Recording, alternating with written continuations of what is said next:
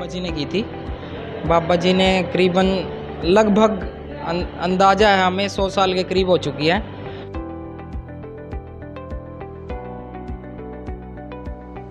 ना मैदे में नमी भी चाहिए और करारापन भी चाहिए, जो इस मौसम में तैयार होता है। हमें मॉइस्चर भी चाहिए इस मौसम में और करारापन भी चाहिए घी नुचड़ने के कारण। आज तक हमने कभी थोक में कभी किसी को दी नहीं है और शायद नहीं देंगे, क्योंकि हमें ये रहता है कि हम इसको क्वालिटी तैयार करें। अब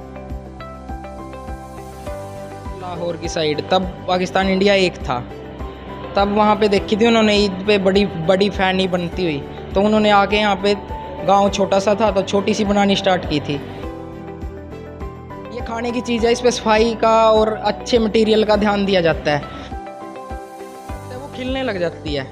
उसका एक एक तार अलग से हो जाता है। वो खाने में कारण से आता है ये बारिश आएगी, नमी आएगी, नमी से हो जाता है ना, तो उससे इसमें खिलावट आती है। 10 बंदे इसको हाथों में से निकालते हैं, जब जाके 11वें बंदे को खाने को मिलती है। पुंडरी की मशहूर फिरनी, यही वो स्लोगन है जिसको लगाकर पूरे हरियाणा के शहरों में दुकानदार इस मिठाई को बेचते हैं। सावन के महीने में लोगों को पुंडरी का नाम लेने भर से ही फिरनी का स्वाद याद आने लगता है। पुंडरी हरियाणा के कैथल जिले का एक छोटा सा कस्बा है। यहाँ की बनी एक मिठाई हरियाणा तो क्या बल्कि पूरे भारत में मशहूर है, जिसका नाम है फिरनी। ये मैदे और घी से बनी एक ऐसी मिठाई है जो सिर्फ पुंडरी में ही बनती है और पूरे हरियाणा समेत अनेक जगहों पर सप्लाई की जाती है। सावन का महीना आने से लगभग 1 महीने पहले की यहाँ के कारीगर फिरनी बनाना शुरू कर देते हैं। बड़ी लंबी और कड़ी मेहनत करके कारीगर इसको तैयार करते हैं। कारीगर की मेहनत और लगनी है जिसने इस मिठाई को इतना मशहूर कर दिया है। सावन के महीने में इस मिठाई को बड़े बड़े स्टॉल और गोदाम देखने को मिल सकते हैं। कस्बे के गांव फतेहपुर से संबंध रखने वाले स्वर्गीय हरिकृष्ण व्यास ने लगभग 100 साल पहले फिरनी बनाने की शुरुआत की थी। गांव के बीच में छोटी सी दुकान से उन्होंने इस कार्य की शुरुआत की थी, जो धीरे धीरे पूरे क्षेत्र में काफ़ी मशहूर हो गई थी। उस समय में उनके अलावा कोई भी फिरनी नहीं बनाता था। अंग्रेज अधिकारी भी उनकी बनाई फिरनी को काफ़ी पसंद करते थे। आपको बता दें कि फीकी फिरनी को 1 महीने पहले ही बनाना शुरू कर देते हैं, जो 1 महीने तक खराब नहीं होती। क्षेत्र व आसपास के जिलों से बाहर विदेश में गए लोग भी फिरनी ले जाना और भेजना नहीं भूलते हैं। करंट हरियाणा से नसीब सैनी। या वो हमें बताइए। मेरा नाम रोहित व्यास है और ये हमारी दुकान काफ़ी सालों से चलती आ रही है। ये मेरे बाबा जी ने की थी। बाबा जी ने करीबन लगभग अंदाज़ा है हमें 100 साल के करीब हो चुकी है। 90 हो गए हों, 95 हो गए हों, इतने तो करेक्ट टाइम हमारे पास है नहीं है, बट अंदाज़ा है कि 100 साल के आसपास हो गया है। ये डिश मेरे बाबा जी ने स्टार्ट की थी। उन्होंने कहीं पे बड़ी देखी थी, वो ये मिठाई का काम सीखने गए थे कहीं पे। उस टाइम की मेरे बाबा जी ने 8th की हुई थी, 8th की छुट्टियों के बाद ही चले गए थे, काफ़ी दूर चले गए थे, वहाँ देखी थी ये। सुनने में तो ये आया कि बाबा जी कहते थे मैं उस साइड गया था, लाहौर की साइड, तब पाकिस्तान इंडिया एक था, तब वहाँ पे देखी थी उन्होंने ईद पे बड़ी बड़ी फैनी बनती हुई, तो उन्होंने आके यहाँ पे गांव छोटा सा था तो छोटी सी बनानी स्टार्ट की थी। धीरे धीरे फेमस होने लगी। अब ये सावन के टाइम पे बनती है इसमें, और ये तीज के त्यौहार पे अपनी सिस्टर को, अपनी बुआ को, अपनी रिश्तेदारी में ज़्यादातर कोतली के टाइम बोलते हैं, हमारे हरियाणा में कोतली बोली जाती है, उस टाइम तीज के त्यौहार पे ये दी जाती है। और इसका काफ़ी फेमस होने के कारण ये हमारे हरियाणा में तो हो ही गई है प्रसिद्ध, ये आसपास के एरिया में भी प्रसिद्ध हो गई है, जिसकी वजह से हमारे यहाँ पुंडरी में काफ़ी दुकानें खुलती हैं और सबका काम ठीक है लगभग। इसको तैयार कैसे किया जाता है, इसकी रेसिपी क्या है, आप लोग कैसे बनाते हो, इस बारे में थोड़ा सा विस्तार से बताइए। ये इस पे काम करने के लिए ज़्यादातर मैनुअली काम होता है और इसमें लड़के चाहिए, कम से कम एक भट्ठी पे हमें 9-10 लड़के चाहिए। मैदे को मशीन से बनाया जाता है, उसके बाद इसके काफ़ी प्रोसीजर है जो लंबा टाइम लगता है, फिर उसके बाद तैयार होती है। लगभग 11वां बंदा इसको खाने को मिलती है। 10 बंदे इसको हाथों में से निकालते हैं, जब जाके 11वें बंदे को खाने को मिलती है। पूरे हरियाणा में इस फिरनी को तैयार किया जाता है। हाँ जी। और हर एक कोने पे इसकी बिक्री होती है। तैयार तो पुंडरी की फिरनी का बैनर हर जगह लगाया जाता है, तो ऐसा पुंडरी वाली फिरनी में क्या है?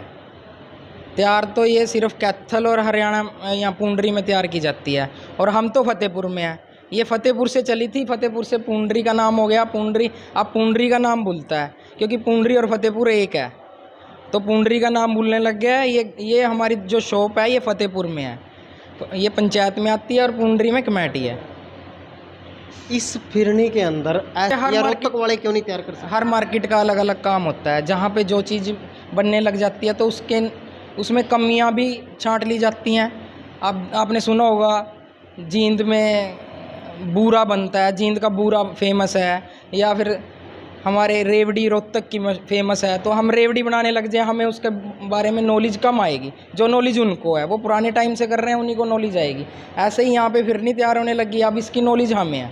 तो यही नॉलेज करते करते यहाँ पुंडरी के लोगों को पता चल गया, तो वो पुंडरी के लोग करने लग गए हैं इसको काम को। पर यदि हम अगर बनाया जाएगा, अच्छा बनाया जाएगा, उसकी यहाँ पे अच्छी बिक्री है। पर डुप्लीकेट होने के कारण, बाहर जाने के कारण कुछ चीज़ें, ये खाने की चीज़ है, इस पर सफाई का और अच्छे मटेरियल का ध्यान दिया जाता है जो इसको टेस्टी बनाता है। इसमें ज़्यादातर तो घी और मैदे का इस्तेमाल होता है, पर इसमें लेबर का काम बहुत होता है। लेबर के काम से ही तैयार की जाती है।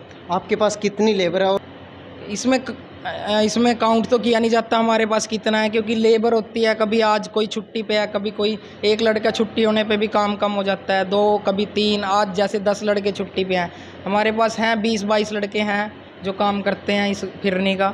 बाकी थोड़ा बहुत और कोई काम, घेवर के अलग हैं लड़के, मिठाई के अलग हैं। इसमें ना मैदे में नमी भी चाहिए और करारापन भी चाहिए, जो इस मौसम में तैयार होता है। हमें मॉइस्चर भी चाहिए इस मौसम में और करारापन भी चाहिए घी नुचड़ने के कारण। तो ये इसी मौसम में तैयार होएगी। अदरवाइज़ हम किसी मौसम में तैयार भी करेंगे, कुछ तैयार हो जाएगी, पर वो रूटीन नहीं आएगा जो वैसे बनता है, और उसमें खाने में मज़ा भी नहीं आएगा। जैसे आपको समोसा कई बार बारिश में खाने का दिल करता है, ऐसे इसको भी इसी मौसम में खाने का दिल करता है।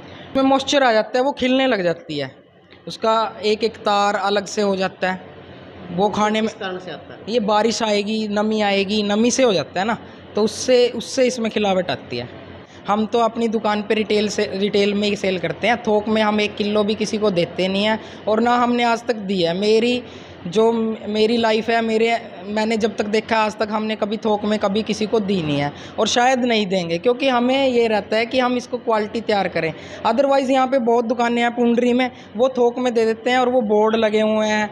ठीक है, सब काम कर रहे हैं, सबको अच्छा सा खाना मिले, सब काम करें, सबको अच्छे से सबका काम चले। हम तो ये चाहते हैं सब अच्छे से बनाएं, मटेरियल अच्छा यूज़ करें, किसी की सेहत का नुकसान ना हो।